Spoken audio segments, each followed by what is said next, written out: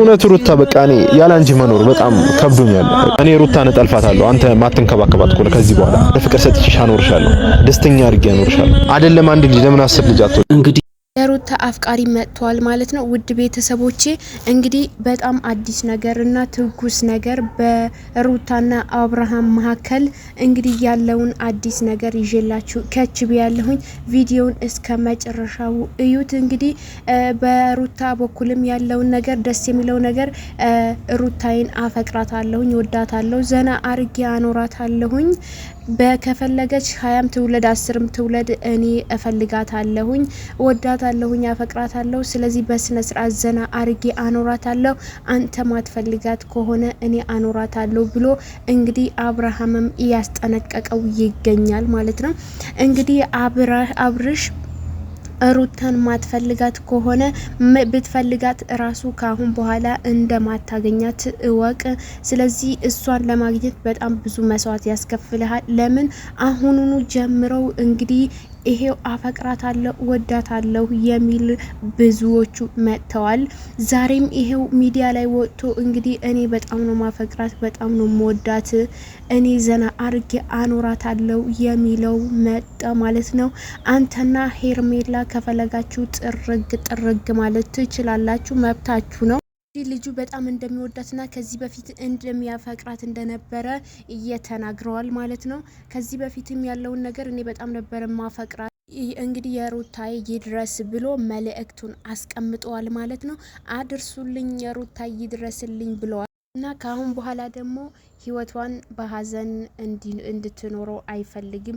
በደስታና በፍቅር በፈገግታ ዘና ብላ እንድትኖር እየሳቀች ህይወቷን እንድትመራ እንጂ እየተሳቀቀች ወይም ደግሞ አስሩ እየተቻት እንድትኖር አልፈልግም። ስለዚህ አብራት እንድሆን እፈልጋለሁኝ፣ ወዳታለሁኝ ያለ ነው። እኔ ከአብርሃም በላይ ነው ፍቅር የምሰጣት፣ ፍቅር ሰጥቼ ላኖራት እችላለሁኝ እፈልጋለሁኝም። ስለዚህ ከህይወቷ ውጣ፣ ካሁን በኋላ ሩታ የሚባል ነገር አትይ። እኔ ወዳታለሁ፣ ዘና አርጌም አኖራታለሁ። አብርሃም ብዙ ሰዎች ደግሞ ለምን መጣችሁ ምናምን ለምን መጣ ምናምን ነገር እያላችሁ ወይም ደግሞ እነ አቤል ላኩት ልከውት ይሆናል እንዴት ነው ምናምን ነገር ልትሉ ትችላላችሁ፣ ያላችሁም ነበራችሁ። ግን እነ አቤላ በእርግጥ የማያረጉት ነገር የለም። አይዲያቸው ሁላ በቃ ተንኮል ስለሆነ ማለት ነው። እና እንደዛም ሊሆን ይችላል። በእርግጥ ግን ደስ የሚለው ነገር ደግሞ ሩታን የሚያፈቅራት እሱ ልጅ ብቻ ሳይሆን በጣም ብዙ ሰዎች ናቸው የሚያፈቅሯት ማለት ነው። በጣምም የሚወዷት በጣም ብዙ ሰዎች አሉ። ስለዚህ ሩታዬ እሱ ልጅ ደግሞ ማንም አላከውም፣ በስነ ስርዓት እራሱ ነው የመጣው። እንደሚወዳትም እንደሚያፈቅራትም በስነ ስርዓት ምንም ሳይንተባተብ በስነ ስርዓት ፍቅር ነው እየገለጸ ያለው። እንግዲህ የአብርሃም ያደረጉትን ጉድ እና አቤላ በእርግጥ እናውቃለን። በጣም ብዙ ነገር አድርገዋል። አይን በአይን እንግዲህ የሄርሜላንም ምን እንዳረጉ እናውቃለን። ሄርሜላንም ለአብርሃም ምን እንዳረገችው ያንን ሁላ ነገር እናውቃለን። ግን በዙሪያው እንግዲህ አብርሃምና ሩታን ለማጣላት እስከ መጨረሻው ለመሸኘት ለማሰናበት ብለው ነው ይህንን ነገር እያደረጉት ያሉት ማለት ነው። በእርግጥ በጣም ብዙ ነገር ነው እያደረጉ ያሉት። በጭራሽ አብሮ እንዳይሆኑ ጭራሽ በቃ አብሮ መቀጠል እንደሌለባቸውና አብሮ መኖር እንደሌለባቸው ጭራሽ በቃ ከቤተሰቧም ሆነ እሷንም ሆነ ልጇንም ሁላ ሊወስድ እንግዲህ ፈልጎ ነበረ፣ ግን አልተሳካለትም። ቤተሰብዬ እንግዲህ በጣም ብዙ ነገር አድርገዋል።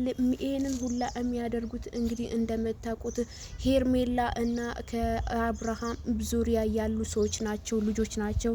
በተለይ አቤላና ብሩክ የሚባሉ ሰዎች እያስመሰሉ ያ ሁላ ነገር እያረጉበት ይገኛሉ ማለት ነው። እንግዲህ ሩታይና አብርሃም ደግሞ ወደ ኋላ እንዲቀሩ የጎተቷቸው እንደሆነ እናውቃለን። እንግዲህ እንደዛ ስለሆነ ልጁ ደግሞ ቅድም ምን እንዳለ ለሩታ ብትወልድ ራሱ እኔ እፈልጋታለሁኝ፣ አንቀባሬ ነው ማኖራት። ስለዚህ ሩታ እኔ እፈልጋታለሁ፣ በህይወቷ ኖሯ የማታቀውን ኑሮ ነው እማኖራት፣ አንቀባሬ ዘና አርጌ ነው እማኖራት። ሩታን እኔ ላገባት እፈልጋለሁኝ፣ ወዳታለሁኝ። ስለዚህ እያለ እንግዲህ ይሄንን ነገር ተሰምቷል ብላ ሄርሜላ ያው ወደ ውጭ አገር ልትሄድ ነው የሚባል ነገር ሰምተን ነበረ። በእርግጥ ባለፈው እንግዲህ አሁንም ያው እርግጠኛ ናቸው ፕሮሰሱ ጀምረው ጨርሰዋል። ስለዚህ ወደ ውጭ ሀገር ይዛው ይሄዳሉ፣ ይሰደዳሉ። እንግዲህ ስደት ይሁንባቸው፣ ስደት ነው የሚሄዱት ማለት ነው እና እንደምትሄድና ይሄንን ሰበብ አግኝተው አሁን ልጅቷን አፈቅራታለሁኝ ወዳታለሁ የሚለው ተገኝተዋል።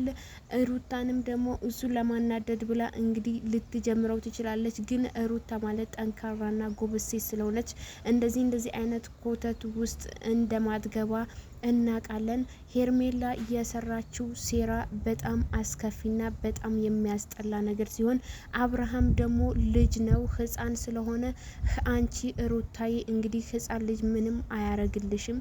ህፃን አንቺም ወልደሻል፣ ልጅ አለሽ። ስለዚህ ልጅ ስላለሽ 2 ልጅ ማሳደግ ስለማትቺ አንዱ ልጅ ይበቃሻል እላለሁኝ።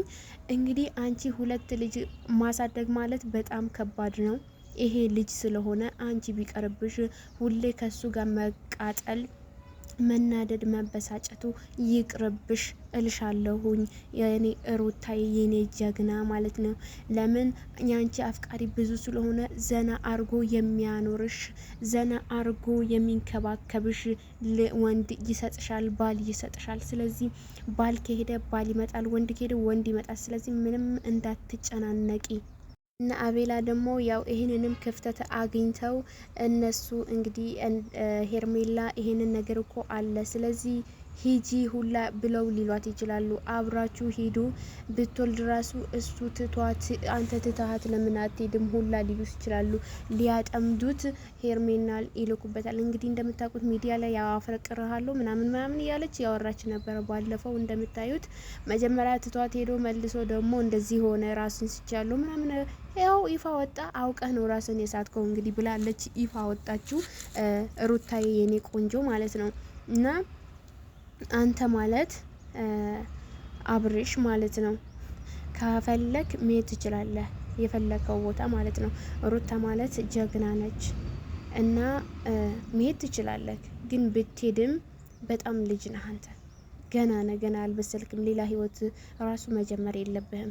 ገና ልጅ ነህ እና ከሩታ ውጪ ሌላ ሰው እንደማታገባ አውቃለሁኝ። ያለ ሰው መኖር እንደማትችልም አውቃለሁኝ። ሩታም እንደዛው ነች። ሰው ዝም ብሎ ይቀበጣጥራል። ግን ቢሆንም አንተ አሁን ላይ ጥርግ ማለት ትችላለህ፣ እንደፈለክ ማለት ነው። እንደፈለክ መሆን ትችላለህ። ቤተሰብ ይሄ እንግዲህ ለቤቴ አዲስ ከሆናችሁ ላይክ፣ ሼር፣ ሰብስክራይብ በማድረግ ቤተሰብ ሁኑ። እወዳችኋለሁ።